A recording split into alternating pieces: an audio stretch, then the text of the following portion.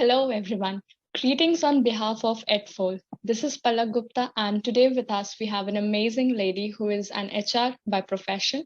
Till now, she has been featured in several articles and news pages after a post that she did on LinkedIn, where she dedicated her first promotion to her mother. So, hi Madhupriya, we are glad to have you today on EdFold. So, starting off, we would like to know about your journey from a student with not so many resources and today being an associate manager at FPS Innovation Labs. Thank you, Palak. Before I start, I should say thank you for having me here today. Okay, thank you for actually wanting to spend time and try to know me better. So, as you know, you would have seen the post on LinkedIn. So, it was actually a very simple post. It wasn't meant to become viral, or it wasn't meant for a that large audience.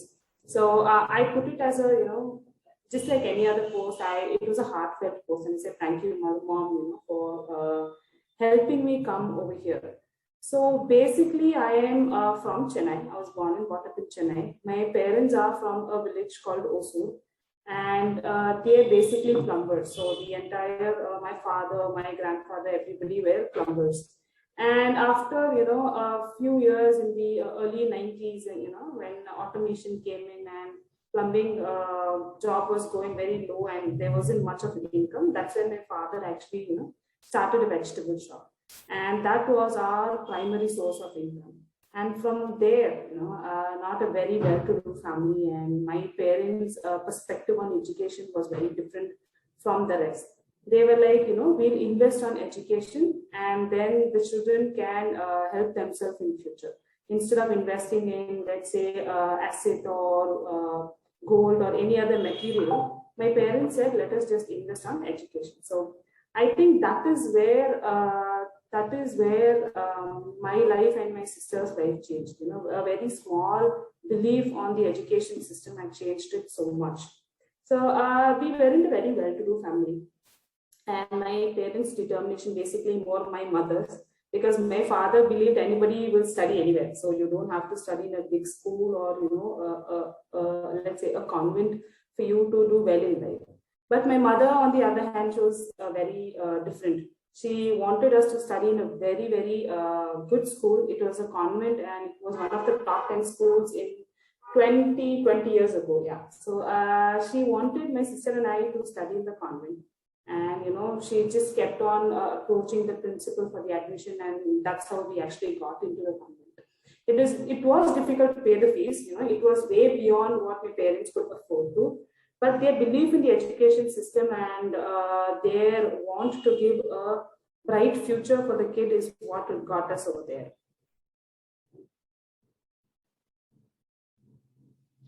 That's great. So, like, as we saw on your post on LinkedIn, that how your mother used to visit the parent teachers meeting in the end so that you don't feel embarrassed. And there might even be other several difficulties that you must have gone through. So, we would like to know some of them and how you managed to overcome them throughout. See, actually, those days, when there wasn't much internet or mobile phones and not of much networking, so kids basically inherit their family's culture, their family's beliefs, right? So the school that I studied in, it was actually meant for the big shots, children of celebrities, children of sports person, any this big businessman. So their thought process was different. It was a different world for me. When I went to the school, I didn't know about all this. We were just kids, right? We had friends, and days were good. My junior school was very good. It was just normal. It is only during the high school when people actually started realizing that there's a class difference between, let's say, myself and my friends. Okay. Until then, it was all nice, easy peasy, very cool school life. When the class difference came in, that's when it became difficult. And until then, I should admit that I never knew about this, only because my parents shielded us from that. The reason that my mother came late and the reason that my mother never actually came to the forefront was to ensure that we don't face any of, let's say, prejudice in the school.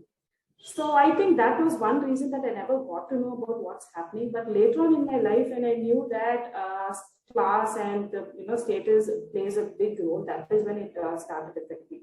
One good example of that was my mother not coming for a parent-teacher meeting on time. She used to dress up very well, and parent-teacher meeting was meant to be something really nice, and I used to look forward to it so that I can bring my mother and show to my friends. But then she was late. She had a reason. I didn't know it then. So that thing, when I realized later, it was very difficult, that she came late for a reason. Similar instance like that was, I can say my father, for example. My father never came to school. At least my mother came last, but my father, he just never came to school. He used dhoti. Okay, I've never seen my father in a pant. He wears dhoti, and you can imagine, right, what happens if a man in dhoti comes into a convent school with his kids. So they fear that we'll be judged because of the outfit and our status. So I would say I studied 14 years in that school, a major part of my childhood. And I never really got to show everybody my parents. I didn't have other parents talk to my parents, because that is one scene that I always saw in school. When I used to go home, when the bell rings and we rush out of the gate, there are parents standing there waiting for the kids. And if you see, all the mothers will be talking to one another. They have a very good relationship, not just the children, but the parents themselves. I missed a major part of that. These kind of life turning moments or memories that we can cherish forever, those weren't there. Also, when I used to go to my friend's house, say when I go to my classmate's house, the first time when I went there, I saw a lot of toys in our house, the stuffed animals that were there. That was the first time I ever saw so many stuffed animals put up in one place. So these kind of incidents, will start as a child, especially when you look at toys. That is something that we are automatically going to get attracted to. At those moments, I do feel low. I feel low that I didn't have even one stuffed toy. I did not get to have a life like that. But I never really felt bad or any frustration or anything towards my parents, because they were working there day in and day out. So these kind of situations, puts us on the spot to think and retrospect where we really stand. Yeah, I have to agree that, hard work is something that really pays off. And, it is something you have to stay consistent. You have to always stay focused towards your goal, no matter whatever happens. So, like in your journey, what was that one thing that always kept you motivated? Uh, See, throughout my school life, I didn't know about this class. It is a very later part of my life. And when I realized in school, I wasn't a super duper kid. Let me be very honest about that. I used to flunk in my Hindi exam. I used to flunk in my physics. Okay, I used to flunk in subjects. I wasn't a very bright student and all that. But then it just kept going. And only when I knew that, I was being seen in a different perspective with regards to the background. That is, and the end of my school, after my board exams, after my 12th board. When I knew that, I think that was the motivation. When my friends left me and when I had nobody in school, that was the point where I had to tell myself, it is high time I prove everybody wrong. I have to prove everybody one's worth is just not with the background of the person, it is actually the person themselves. So understanding the status, understanding the difference between how people are viewed, I think that was a major motivation, a major turning point in my life. And I said, I have to get into the game and, go forward and get things done. That's really very inspiring. It's true that many students today feel this difference as compared to their peers. They look their peers and they're doing very good in their curriculum or any other thing. So this becomes a very difficult situation for them too. So, like coming towards the end of a session, so are there any suggestions or guidance that you would like to give today to today's youth? I would say, education is the backbone for any person. We have something spine that keeps us just straight like that, but the education is the one that is going to keep you upheld throughout your life, right? So I would say education is the spine for a person's life. It is a fuel for us to keep moving forward. So I would say don't take education easily. We might feel burdened. When my mother gave me tuitions for morning 4 o'clock to 6 o'clock, I used to just scribble like that and cry, and I wasn't very much interested in tuitions or just say study, for that matter. But now when I turn back, I'm so thankful to them that though they forced me to study properly or though they put me in a good school, I'm very thankful that I took it seriously and I actually took the advantage of education. Had I not, taken the advantage of it, I think it would have been a big mistake both for my parents because they sacrificed their whole life just for our future, and it would have also been a waste of life for me. I wouldn't have been able to stand in a cockpit today, especially in my family being as a first female in the family to work in a corporate. I don't think that would have happened.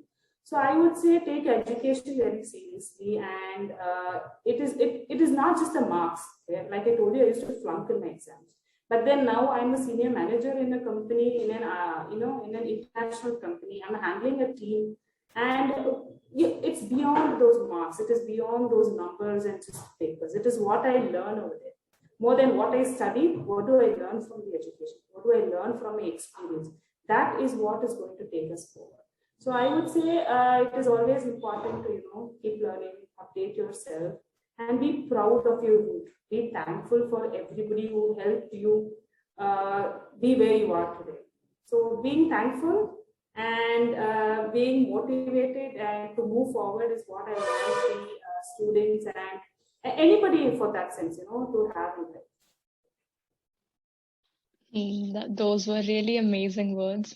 So thank you so much, Madhupriya, for joining us today at Edful and giving your valuable time. So all the viewers, stay tuned to our channel for such inspiring journeys. And if you liked it, do like, share, and subscribe to our channel. Thank you.